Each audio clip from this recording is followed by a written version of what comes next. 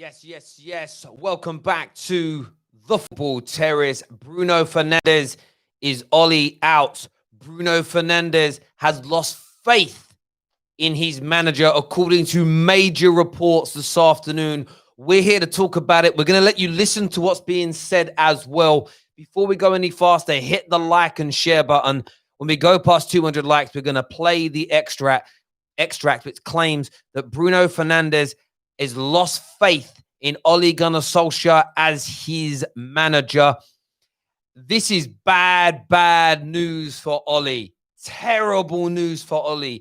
When one of the most influential players of the last 7-8 years, someone who has come in and had such a potent impact on the football club, comes in and loses faith with you inside 9 months.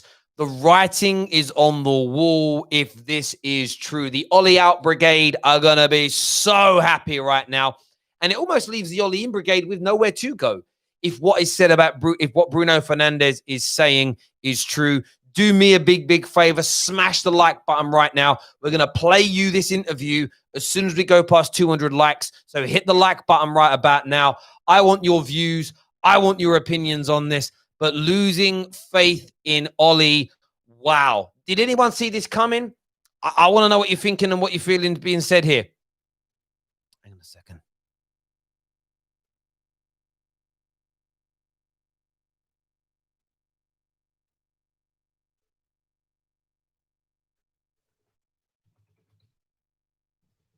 One sec.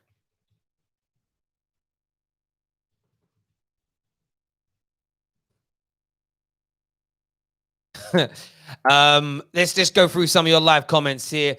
First one here says, not surprised Bruno wants Ole out. He took him out of the game for no reason.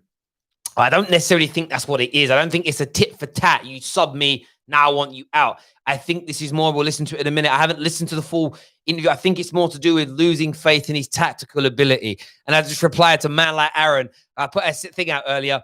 This is no pattern, no style for Man United. He says he goes, it's good combination play with quality players, but it doesn't mean it's a pattern. And I'm like, but it does. The problem Ole has is these patterns of play appear to not come off as regularly as people would like. It's the consistency of things, which is key. And maybe that's training methods. Maybe that's coaching as an example. But there we go. There we go. I want to go to some more of your live comments. I'm actually reading Twitter comments here, and I shouldn't be because I get engrossed. I love them. Georgie here says, I could have told this over a week ago. Ole has lost the dressing room. Well, there's no claims he's lost the dressing room. It's claims that Fernandes has lost faith in him. But to your point, how long until other people fall down that slippery slope? Comment here says, United falling apart like the Old Trafford Ruth. I do hear that. Remember, we're going to play the extract from it. We need 200 likes to do it. Hit the like button now, people. Over 200 of you tuning in right about now. So make sure you're smashing that like button for us. Darren R., one of our members, says, Bruno is a snake. Ole is a United legend. Bruno is only just in the door. And I understand that. But if they're not happy with the training methods, if they're not happy with the overall quality, do we expect players to sit there in silence? But this is where the club and the board have to take responsibility.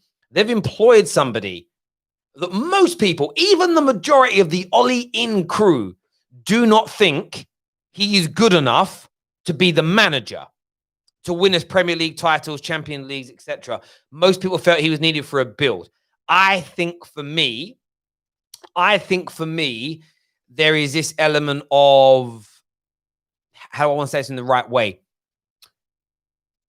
You have to be balanced in your view here. Like, again, I put out a tweet earlier on today where I say no style, no system, no patterns. I'm not saying it's amazing. It's Pep Guardiola-esque. I'm saying to say there's nothing is hyperbolic, is exaggerating, is disingenuous, is rude, comes from a nasty, bitter place from within you. To say that it's picture perfect and amazing and there's no room for improvement is equally as deluded, stupid, and short-sighted. There's no doubt about it. There's a medium here. But maybe the players are now looking at it and saying, do you know what? We're ready for that next level now. Sorry, Ollie, but we're ready for the next level. You can't deliver that for us. I want your views, though. I want your opinions. We're going to go take a listen to the extract, but smash the like button for us, please. It's so important that that gets done. It really is. Now, let's listen to what's been said here. Let me know if you guys can hear this okay. Behind the manager in terms of faith, given the opening to the season. But I understand you have information regarding one of the most influential players and his feelings towards the coach, as well as his feeling about how things could improve and get better. Yeah, we've talked in this podcast a number of times about the fact that senior players at Manchester United have not been entirely impressed by Ole Gunnar Solskjaer's management, his coaching, his man management, the physical fitness regimes they use, tactical decisions, in-game decisions. All of those have been issues, and it's not that Solskjaer is disliked. There's just a sense from top-level players who've had experience with some of the best coaches in the world that he's not world-class. He's not top of his field, and therefore the club or the team is being held back by that. I think the worry for him here is that has now spread to, as you say, arguably the best player in the team, certainly the player who made the difference coming in at the end of the January window, Bruno Fernandes. We saw in Manchester United's last game, the horrendous 6-1 home defeat to Tottenham Hotspur, that Fernandes was substituted at half-time. There's been some reports subsequent to that about what he was saying on his way into the dressing room at half-time, shouting, "We are supposed to be Manchester United, this shouldn't be happening," and that he was questioning Solskjaer's tactics. I'm told that is correct. That happened, and that was one of the things that contributed to him being substituted and removed for the second half of that game and replaced by Fred. What I'm also hearing, and this comes from source very close to the player, is that Fernandes' opinion of Solskjaer is similar to that of other senior players in the team. He does not think he is strong enough to manage the squad and does not have the capabilities to push the players they have forward in the direction they should go. So you've heard a lot there. I mean, so much of what was said there is so interesting. It's not about Ollie not being liked. It isn't about Ollie not being respected. It isn't about Ollie not being a good guy. It isn't about Ollie throwing people under buses and being nasty and toxic and horrible. This is about Ollie being good enough to move United to that next level. Now, let's go back and listen to what people like myself, KJ Neeks, and everybody said. The reason we backed Ollie wasn't because we think he's going to make us Premier League champions. We felt something behind the scenes at the club was being created that needed a man with red in his blood to steer the ship until everything was settled and ready to bring in a better manager and move forward. We've seen this summer, they're not even letting Ollie do that. They don't care about that. They just want a manager that's going to come in and get the best possible football out of a squad for short bursts of time. That's Man United's approach. So if that's Man United's approach and the players are aware of this, they just want the best manager possible so that they can be the best they can be in that short space of time. It makes sense. This isn't for the Ollie out brigade. They told you weren't good enough. It's not about that.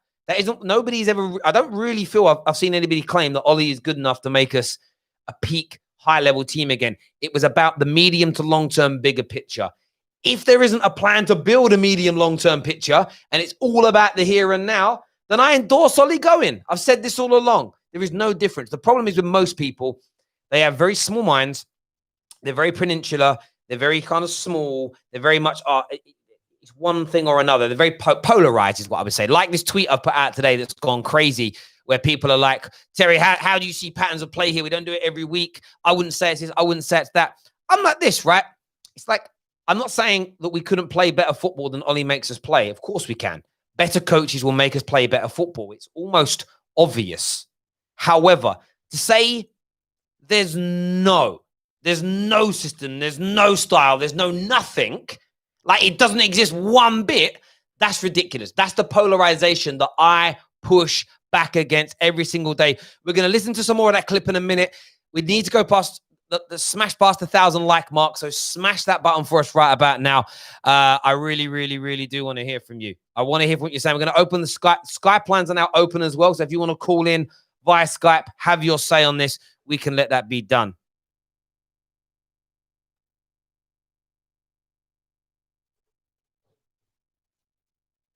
We're going to have O'Shea on the line here. O'Shea's now with us. What do you make of this news regarding Bruno Fernandes this afternoon, mate? To be honest, the only thing I take from it is that I think Ole's probably going to get sacked very soon, because we saw this happen with Jose Mourinho. As soon as the players start making comments about the manager, and it's all in the media, very soon after the manager ends up getting sacked. And I can see that happening to Manchester United.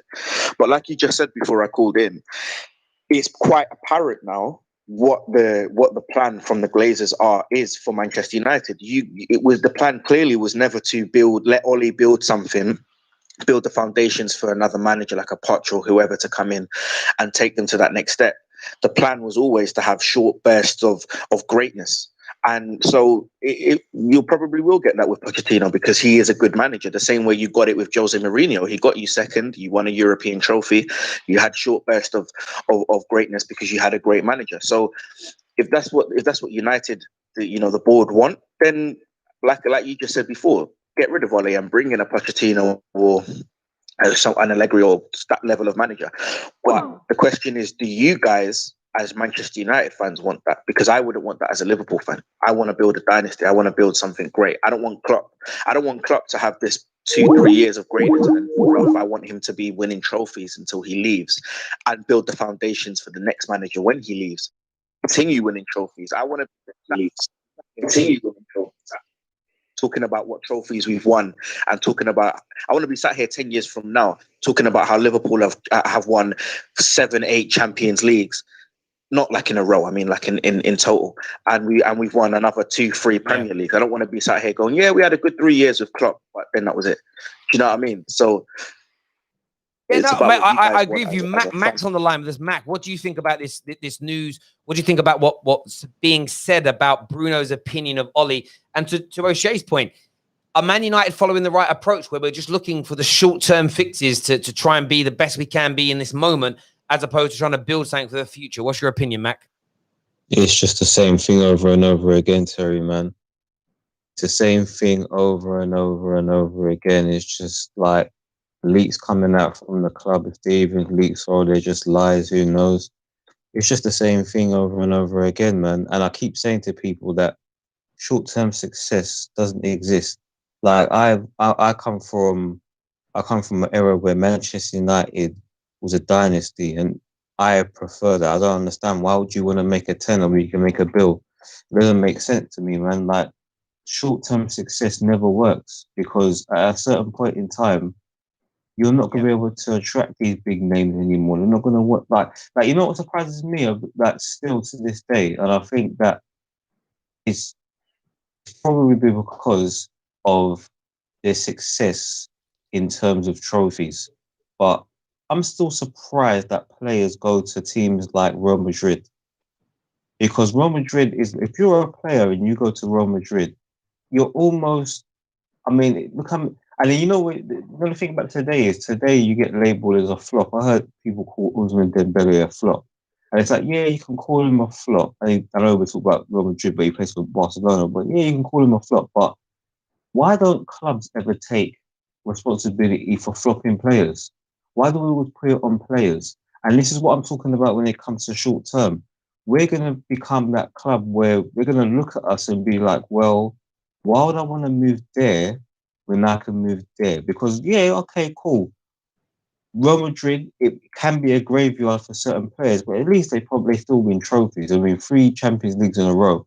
But we're not doing anything like that. So we're not even like in that tier of success when it comes to short term.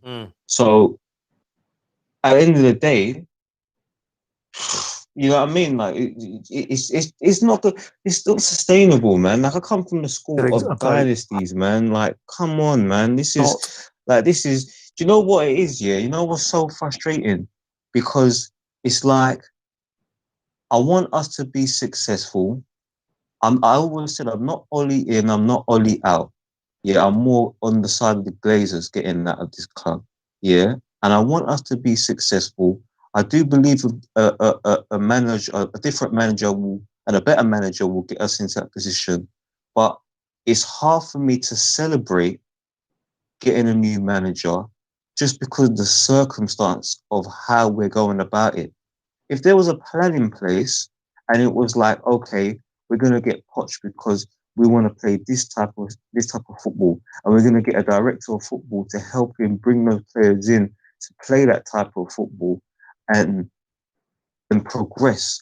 I would rather that type of approach, but this scattergun approach of just bringing in manager after it just doesn't sit right with me, man. I don't like it, man. Like you can celebrate, everyone can whatever, man. Like this doesn't sit right with me, man. I can't celebrate this. I'm sorry, I don't care. No, mate, and I I understand you, and I am listening. I'm replying to comments and all sorts at the same time here. I completely and utterly understand. This is the problem with Man United fans. Like I put this tweet out earlier where I said no systems, no style, no patterns. The response it's getting is what's wrong with football fans, and I don't even want to sound deep, right? It's the polarization of societal mind now when you want something. People are saying things like one good goal doesn't, what is it someone said here? And it's a really good point, right? But it's like, it's not a good point, actually, it's stupid. I don't know why I'm even saying it's a good point. But I read it and I'm like, what are you, like, I'm sitting there like, what are you talking about? Like, I didn't say that one good goal means that we're a well-oiled team that's playing the most amazing football in the world. My point is to say there's never any style. There's never any system. There's never any great play. There's never any patterns. There's nothing ever at any point. Niente. People are so polarized. They have lost sight and the understanding of meanings of words like no or zero. No, when there's nothing of something, it means it is non-existent. Yet you can show them. Go back and watch all 130 odd goals under Ollie's time at Man United. So many brilliant team goals. So to say there's no improvement or there's nothing there, you know what that is, Terry? Go on. You know what it is? That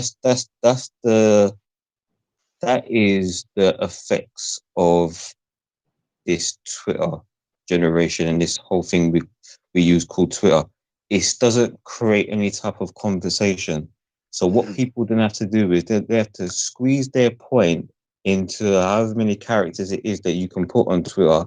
And what it does is it dilutes what they're really trying to say, because what someone really wants to say and have a conversation with you about is, okay, I would like to see this on a consistent basis. That's what they really probably want to articulate. But where it comes to Twitter is that it's very polarizing. And normally where it is that the most polarizing tweets get the most attention. No, and I totally get all that, and I totally get all that, Mac. I think for me, this is the point I'm making here. Sacking Ollie isn't fixing Man United. Everything Bruno, it's not. And this is what I've got to say to people. They've got to, but this news, I've got to calm myself down because I get animated about this, right? This news is going to make Man United fans go, see, I'm Ollie out. Bruno's Ollie out. I'm right. If we get rid of him, the club is going to be fixed. That's the mindset of these people. It's too peninsular. It's too small. The players are allowed to think like that. Why are the players allowed to think like that is based on the point that both you two have made. If a player isn't killing it straight away at a club, he's called a flop. His career is tarnished. He's ridiculed. He's slagged off. Rare. This is what happens, really, right? So football players have to want the best for themselves because they've got a short lifespan. Footballers have about 10, 12 years at the top. That's all they have, right? Football fans, we've got our entire lives to see our teams go through these cycles. We should have more patience on a football player. The problem that this news is going to generate is going to make people think we're going to be better. Now, do I agree potentially with what Bruno is thinking and feeling? Yeah, because I think most of us would say that Ollie isn't good enough. Ollie isn't good enough to make us Premier League champions. And if they don't see that something is being built behind the scenes that's going to get us back to the very top of our game again, then I can completely understand them wanting him to be moved on and them losing faith in him. But for any Man United fan to think, this is us, this is it, we're gonna improve, we're gonna become better, we're on the way back to the top, you are mad. You're mad if you think that. And I just say quickly as well that all of this, teams now wanting to have short bursts, because United isn't the only team. If you look around Europe, there's other teams that are trying to do this as well. And this new found philosophy of, we don't want a dynasty now, we just want a short burst of success. It's all come from Manchester City, because they've done it, and every other club is looking at them and thinking, we can do that. And what these managers and these owners don't realize is, very soon the wheels are going to fall off at Manchester City. It's not going to work, because very soon Pep's going to leave. Sterling's going to leave because he's about as loyal as a stripper, and he'll be going very soon. All their other players, Fernandinho, who's getting older, Rodri's clearly not a good replacement for him. Aguero's getting older. Jesus is clearly not a good replacement for him. Their only good fullback in Kyle Walker's getting old. He's like 31. So all these players are getting older, and very soon the wheels will fall off at Manchester City. And yeah, go on. And this is why I say, this is why I've said to other fans that have said they'd love to be like a City. They'd love for these owners to come in and turn. It's like, it's not going to last at Manchester City. It isn't. It really isn't. All these players will leave because they don't love Manchester City. They've got no affection towards the fans or the club. They're there for one reason: Pep, money, and that's it. So that's where it's all coming from. This whole newfound philosophy of quickly do something, bring a manager in and win a bunch of trophies. It's all come because Manchester City have done that. But Man City, I disagree with you. One sec, Max. Sorry, I disagree with you. Yeah. They haven't done that. This is taken for City to get to this level. It's taken them since 2009. It was a steady process. Mark Hughes, Roberto Mancini, what was his name after him, after Mancini? Pellegrini, then Pep. It's a staggered approach to get to this point. Now, where you could be right is this could be the pinnacle for City, because are they going to get a better manager after Pep? It's highly unlikely, considering the wheels are all going to fall off. Well, but it's not about wheels falling off, mate. It's about standards, because it's almost impossible to get a better manager or as good a manager than Pep, when some would argue that Pep has been one of the best managers of the last 35 years. It's hard to get someone of that level again. The same as Liverpool, bruv. If Klopp is as good as you say he is, it isn't as easy to replace the best. You get where I'm coming from? When you've got a good manager, it's easy to find other good managers and other maybe better managers. When you're at the top of that pyramid, finding people that are good enough to come in and replace, it's so hard. But Man United haven't done what City have done. Man United haven't done what Liverpool have done and built to this crescendo. What we're doing is we're just trying to fill quick, instant gaps without building nothing behind the scenes. And Potts can come in, and Nagelsmann could come in. Whoever comes in 18 months, 2 years, we're back here again. Sorry, Mac, you were going to say something. And this is what I was going to say, because you touched upon exactly what I was going to say, because I have a theory that the reason why a lot of managers are flopping nowadays, I think they're not giving enough time. We're talking about Nagelsmann, but it's like, all right, but maybe he needs more time as a manager. And where is it that, because there's so much like chopping and changing, like when you talk about Chelsea, getting rid of Frank Lampard, who are Chelsea going to get next? You have to, like, you can't tell me off the top of your head. You're scratching your head thinking to yourself, well, where do they go next? Because there's such a quick overturn of manager, flavor of the month. They are not given enough time now. So the potential then gets diluted. And what happens is because, look at AVB. AVB, I don't believe was a bad manager. I think he had bad management, right? In terms of being an actual coach, the guy knows the game, right? He was doing a lot for Jose when he was under Jose. Yeah, he knows the game, but what he didn't probably learn was the management side of things. So making that jump from where he was, from Porto to Chelsea, it might have been too soon for him. The whole Jose thing is different. Jose was at Barcelona. It was under Sir. Mate, I hear you on that one. We've added another caller to the line. Kai's with us. Kai, what you saying, bro? What do you make of this? Of what's been said? Hayden, What do you make of everything that's been said about Bruno Fernandes today? I saw the news. I think it's insane. But because I know that Ole is the one who got him to the club. He was the one who insisted on bringing him to the club. So it's strange. But the reason I called in, I wanted to follow up on what OJ and the other caller. I don't know what your name is, but the fact is, you're comparing United and City, but it's not even the same argument, because City and Chelsea have someone in the background that is actually have their own direction. So regardless of the manager, the club has a direction. At least with City, with Chelsea more so, that they're trying to get to that direction.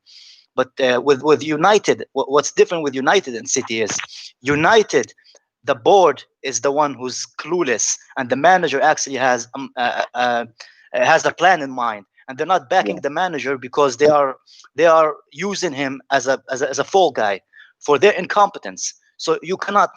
The way that you put City there is wrong, because City, without no, let me finish. I let you talk. Let me finish. So whenever City won actual trophies before Pep came, with manager like Pellegrini, who couldn't even cut it at West Ham, so they do have a plan. What you say about Liverpool have Klopp. I think what you're saying about what's going to happen with City is more likely to happen with Liverpool, because before Klopp they had nothing for the last 30 years. Okay, so what you're saying about City is wrong. Actually, if it was the other way around, if United had the management in the background that City had, they would be very, very successful. Put along with the money, because the money-wise, City and United are not far off. Some would argue that United is able to spend more money. The management, the recruitment is the issue at Manchester United.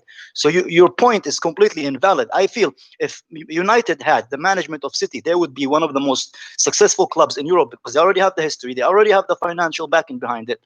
So what you're saying is completely wrong. The point I made about Manchester United and City, I wasn't comparing the two. The point I was making was that a lot of clubs are looking at what City have done with this money, and everything's been very quick. Obviously, yes, the money came in 2008. They didn't win a title in 2012. Took them 4 years to do that. But the point is, it feels like it's been very quick, and I feel like a lot of clubs are not understanding what Manchester City have done behind the scenes, but they're trying to look at Manchester City and go, that's what we want to replicate. And because they achieved success, though. They achieved, and we can't do it any other way, so we'll throw money at it and we'll get a new manager and we'll try and replicate that, and it isn't going to work. That's the point I was trying to make. The thing is, boys, I think you're both getting elements that are right in this. It's like I've said, and I'll reiterate again for everybody new that's tuning in before we listen to more of the comments from the interview, but it's very, very simple to me. I don't disagree with how Bruno Fernandes is feeling, because even as somebody that wanted Ole to stay, and yes, I defend ridiculous comments like there's never any the irony when I put out the tweet saying no system, no style, no patterns. People pull on one thing. They go, well, you can't really call it a pattern. He doesn't do it enough. I'm like, okay, so you're saying there's no style or no system either. Like they ignore the other two elements because they know there is something. So I don't like this hyperbolic, exaggerated, disingenuous disrespect of Ole, but I do agree that he is never probably never probably going to be good enough, most likely not ever be good enough to make us Premier League champions again. So I completely understand the players in the here and now wanting a better manager to get the best out of them, because a 27, 28-year-old Bruno Fernandes probably mentally doesn't want to wait another 2 or 3 years for Man United to get to the top. Why? Because he'll be nearing on 30 and maybe they'll be looking at somebody else to lift all those trophies. The players want the success in the here and now because they have a very, very, very short lifespan in the cycle of football. However, and this is where you have to have a brain, and this is where you can't be, look at the comments from rivals. They're brilliant. They are bantering Man United, and they should be more power to you for doing that. But Man United fans have got to be strong. Man United fans have got to look for the wood for the trees. Any red who thinks, get rid of Ole and bring in Nagelsmann or Poch or Allegri or Simeone or Pep or Klopp or anyone, is going to fix us medium to long term. You are off your rocker, and there is no proof and no precedent in world football to suggest that a terribly run football club that has a diseased dictatorship in the middle of it has ever mounted success from a failure of position to start with. It's okay when they take over and you're at the top of the tree and you're slowly dwindling your way down, but show me an example where a sports club has had horrible owners that have destroyed everything and they've brought you right down to the bottom of the elite level of the game, right?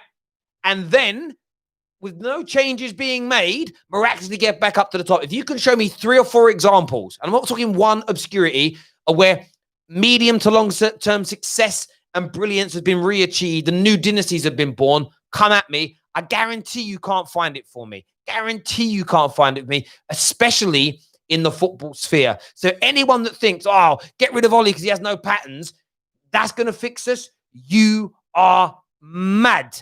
Absolutely mad. Completely. Hit the like and share button, people. We've got Z on the line with us now. Z, what you saying, mate? Oh, mate, it's mental today, mate. It's mental. The thing is, me personally, is there any interview quote or anything where this states Bruno has said any of this?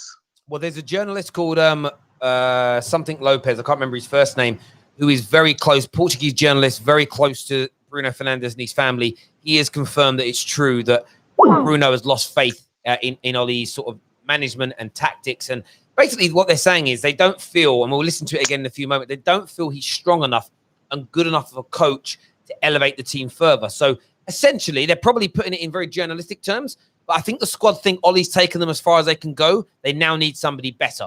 This just shows you this shows you that United lack characters, to be honest. This shows you United lack characters because real United fans who would know the history of the club, right, would know, I believe this was probably around 2010 or 2009 when Rooney went up to Ferguson and said that we should sign Ozil. And then Fergie said no, and then went and signed Hernandez. We had probably one of the weakest teams that season. We still went on to win the league and went to a Champions League final. But there weren't no one coming out and saying, Rooney kept up a lot of, issues those days, and even admits it to this day. But there weren't no other United fans that wouldn't put Rooney in his place, and it just shows you the amount of characters that we lack within our changing room and what Woodward has made this club to become. Because there's no structure, there's no authority, there's no backing of the manager, and all the PR stunts that they're pulling off right now to create all this negativity around Ollie's name. I'm not even defending him. And funny thing is, I'm good mates with, Wilfred Zaha. And the funny thing is, with what happened with him, those days with Moyes, and he's actually come out saying it. It's all things he's even admitted from those days when that's after Fergie's left, that the club was toxic. Bro, the way they were running things. You know Zaha. Are the rumours true about Moyes' daughter? It's never been true. Okay, cool. It's never been true. But bro, do you know what? Those rumours came out of the club. Those rumours came out of Man United Football Club. I think it was true. Can I ask you a question about that? About I'm not. Everyone knows I'm not a big fan of Zaha. That's very unfair. I think he's a good football player. My problem is I think people overhype him, and they put him on 78. Zaha, you know what it is? I look at Zaha, right? When I look at Zaha, everyone knows my opinions on Pogba. I look at Zaha as the little league version of Pogba. And that sounds crazy to everyone, but that's how I look at Zaha. He's got all the potential in the world, but everyone's always just waiting on when's he going to do it? When's he going to do it? I just think Zaha would have been a much better player under Fergie. Had Fergie remained, he would have been a much better player. Yeah, because I personally, and this is not me being biased, but it's the same thing with Ronaldo. People need to remember when Ronaldo came in to United and Rooney came in the following season. Ronaldo we were moaning. We was like, this guy don't know what he wants to do. This guy's just doing tricks all around the thing. Don't know how to cross the ball. And Rooney came in and he was miles ahead of him. Rooney came in, stormed onto the scene, hat-trick against Fenerbahce. He was, I remember that games against Arsenal, really in it for the tussle. And, where was Ronaldo? But it's that consistency, that hard work, that drive, and the patience. You're absolutely right. And look, on the Man United thing, Zaha, though. We can chat Zaha another day, guys. We can chat Zaha another day. I didn't mean to go too far, of course, on this.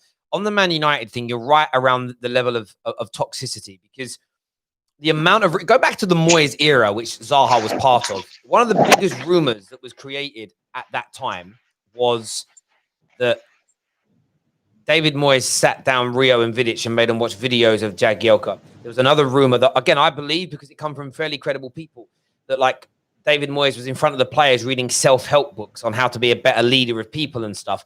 This stuff all came from the football club through credible journalists. And it's so it's either they leaked, ruined, a lot of them have been debunked since. But it's like our board even sell lies to the media to force managers out to get the crowd. And that's why I'm not trusting of it, because so much of what's been leaked about Ole in the last week or so, look what Chelsea did. Look what Chelsea did yesterday.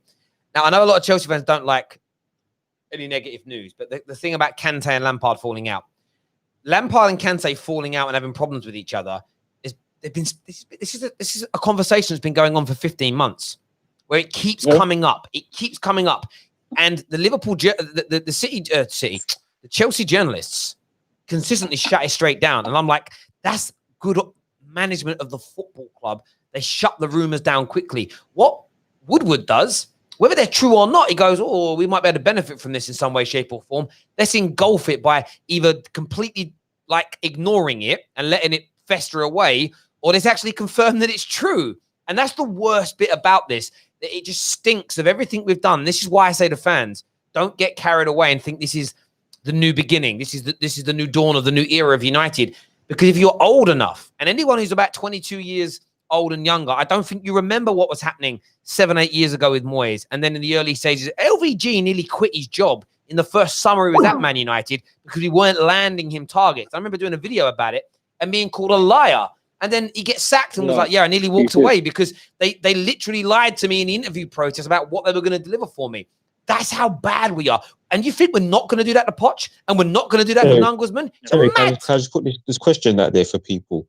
Like, this is the thing about the Glazers, right? Ed Woodward, but more the Glazers, because Ed Woodward has been appointed by them.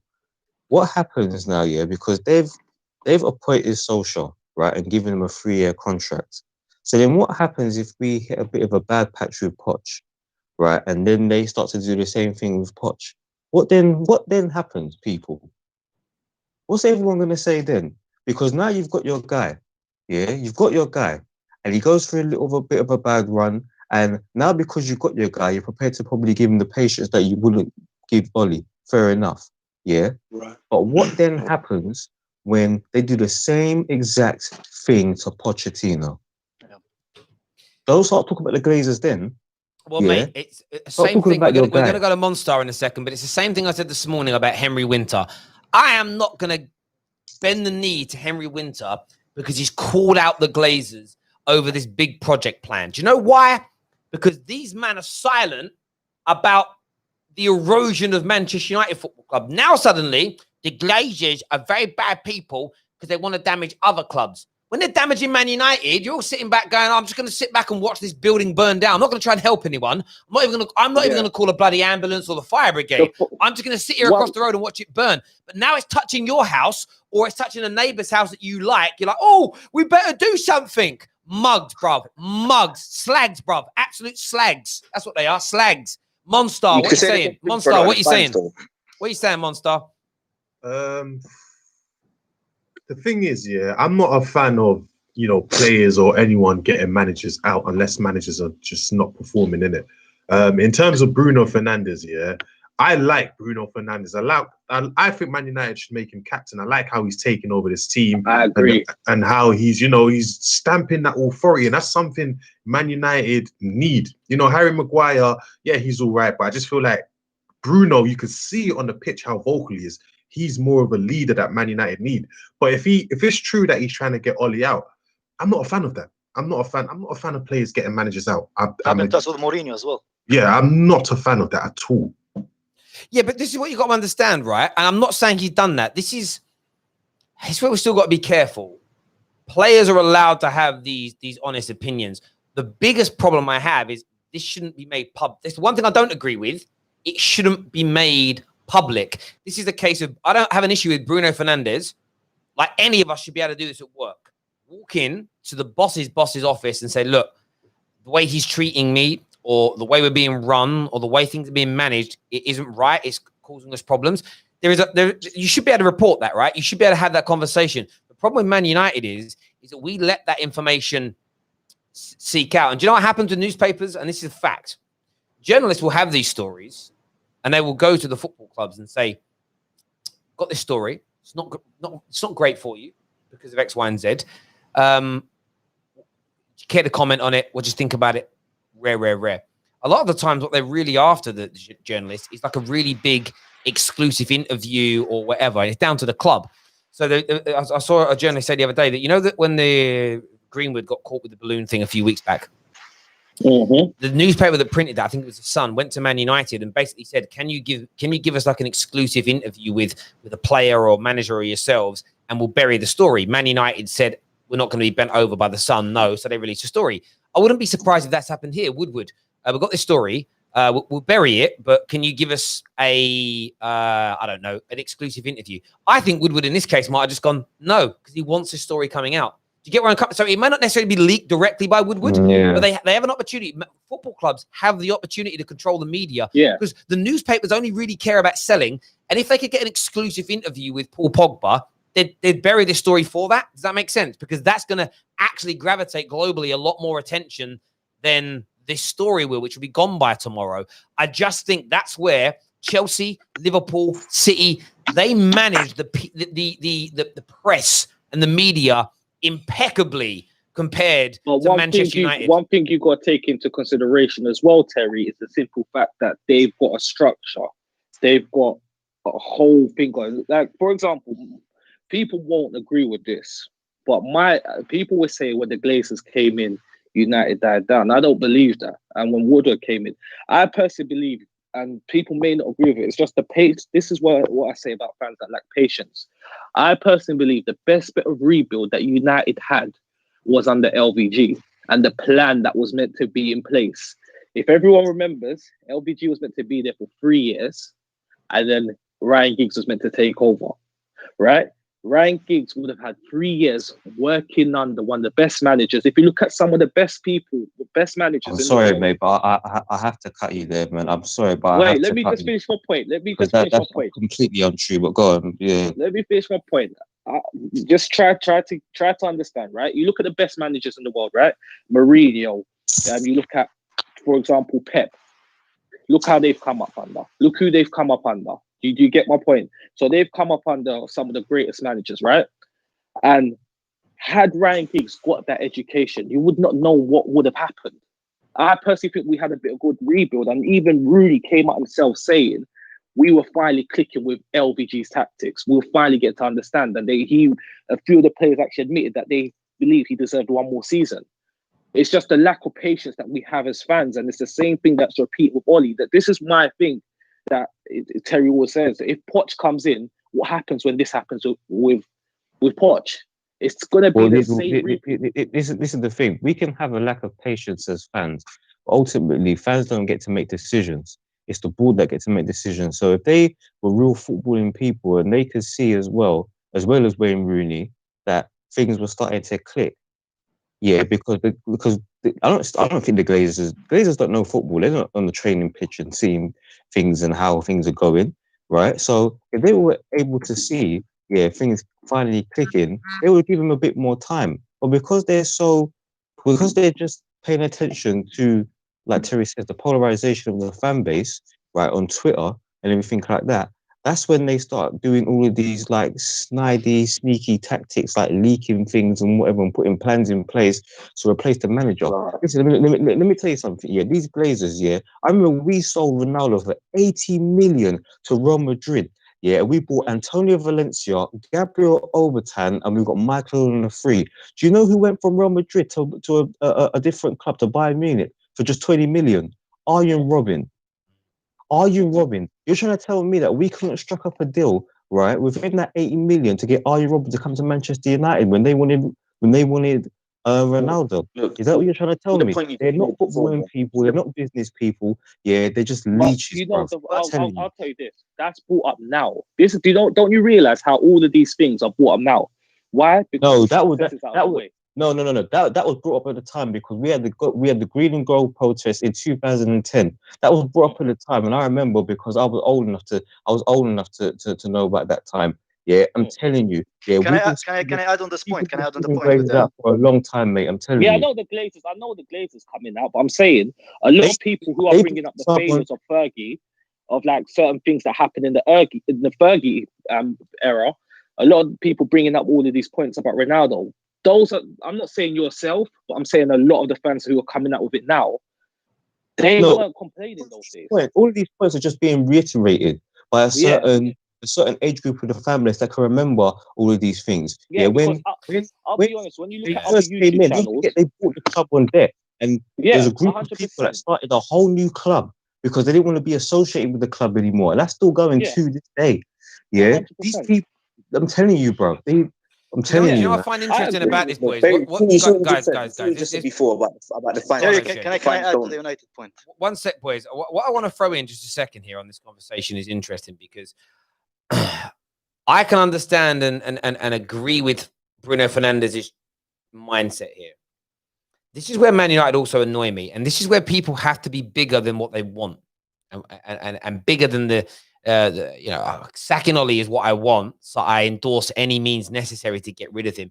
You have to look at integrity and morality if you want to build something great. And I've said this before.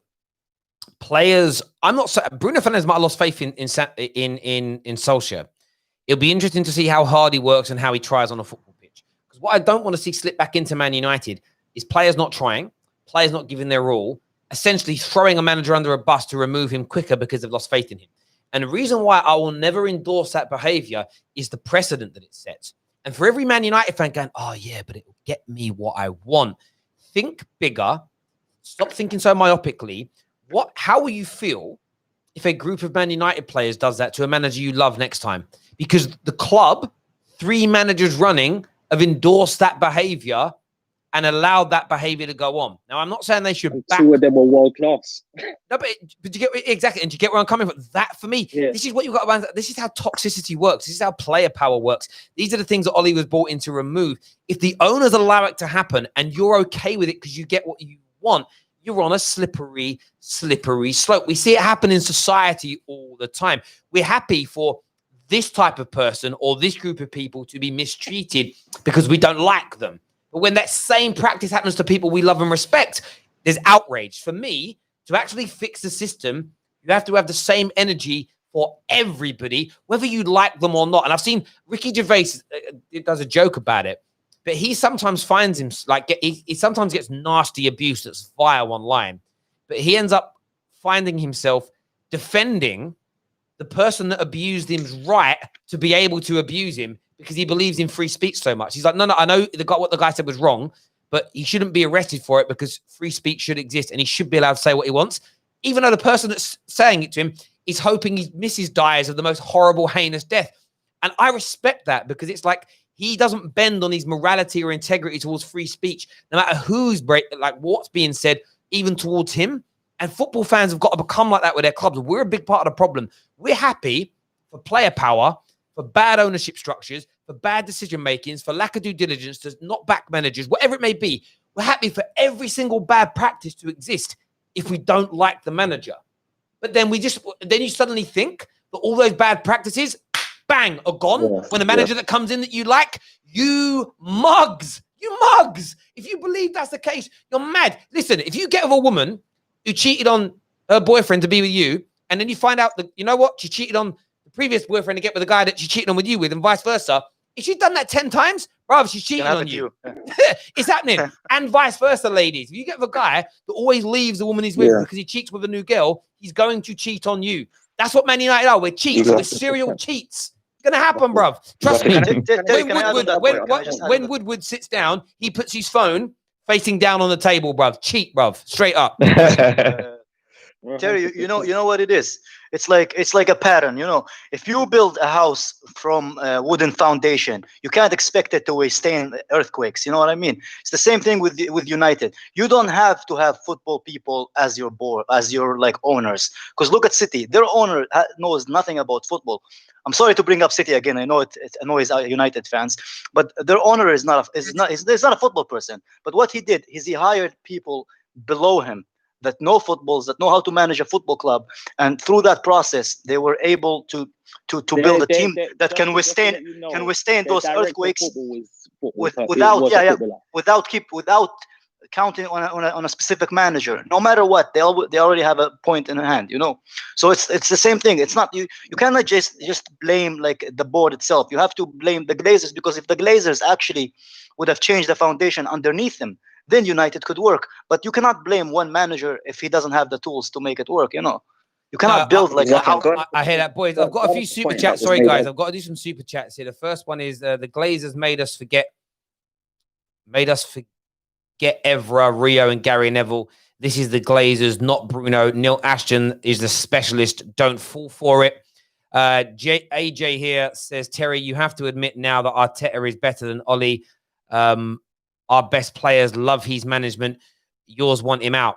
What I would say to that is go back 4 months and listen to interviews of these players and things they were all saying about Ollie. Matic did a big one. So listen, take it with a pinch of salt. If you guys suddenly lose 7 of your next 10 games, you watch the comments come out of, oh, they don't know whether he's got the experience.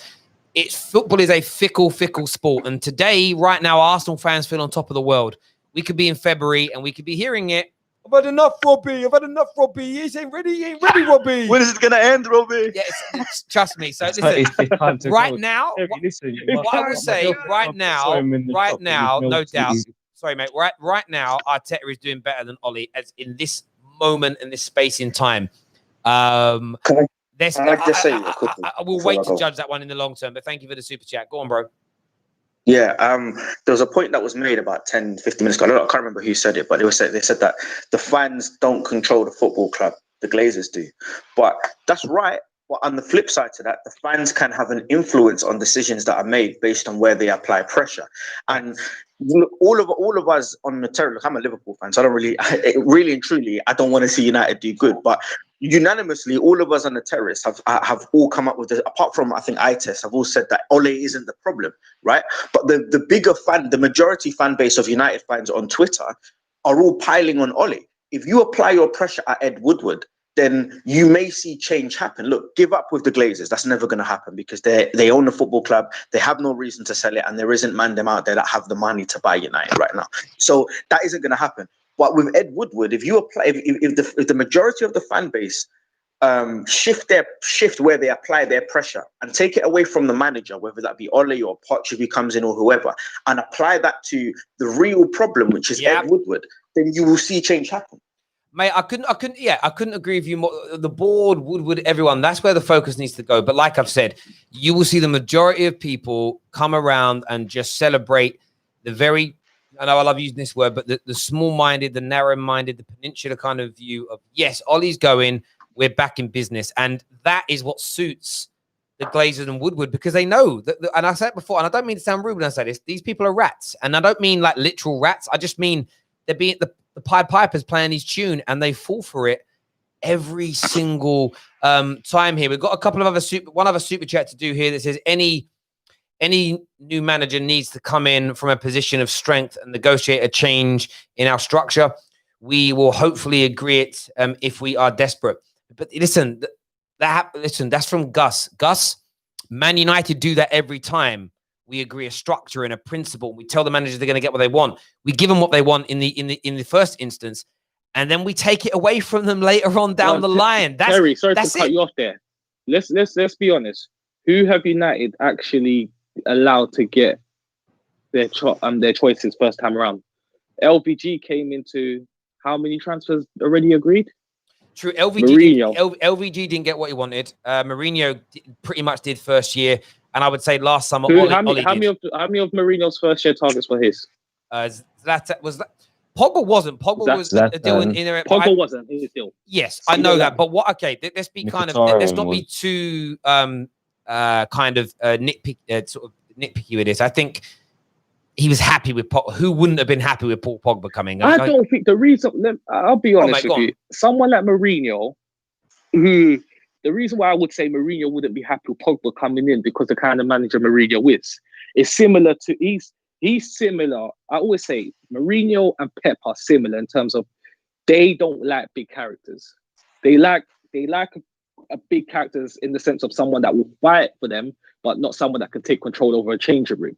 If you see with, for example, Pep, when he didn't like Zlatan. He said, "Nah, this guy could take over the change room. I can't have someone like him come in." And if you see, Yeah, but then Mourinho loves that side though. yeah, But then Mourinho loves that. So that's what I'm saying. It depends on it depends. It depends because, for example, with Mourinho, he'd have Zlatan and be like, "Zlatan, you take over." Whereas if Pep has a player like Zlatan, he's not prepared to play to Zlatan's strengths. Do you understand what I mean? So he's not going to want someone like Zlatan because but we saw that already though. With the Perisic thing, like this is, I said it the other day. I'll give the example again before we end the stream. United fans also get angry about this. Where United fans themselves let themselves down. I want a manager to get all of his targets, but only if the targets don't impact any of my favorite players at the club. exactly. We are hypocrites because Perisic would have delivered balls onto Lukaku's head and into him in that 6-yard box, and Lukaku would have lapped that up, bread and butter. We could have scored another 15 goals that season, and maybe that would have been more of a title push as an example. But Man United fans didn't want that because of Martial. Now, I love Martial, but let a manager build a team in his own image if that's what we're going to do. So we are as big a hypocrites and as big a backstabbers to our managers as fans as Woodward and the Glazers. We do the same thing. We have no patience and we have no want to go, okay, I wouldn't have picked this guy, but let's see how he does and approach it with an open mind. There is always that in the back of the minds of these people. It's like, I am going to be on you as soon as you drop the ball once and never let it go because you're not what I wanted. Exactly. It's a madness. It's not even mad. It's illness. It's mental illness. It really is. Boys, I have got to shoot though. Thank you all for coming on, having your say. Smash the like button for us right about now. Bruno Fernandes, does he want Ole out? That's the big question. Until next time, take care. Goodbye. God bless. And we'll see you all again soon. Peace.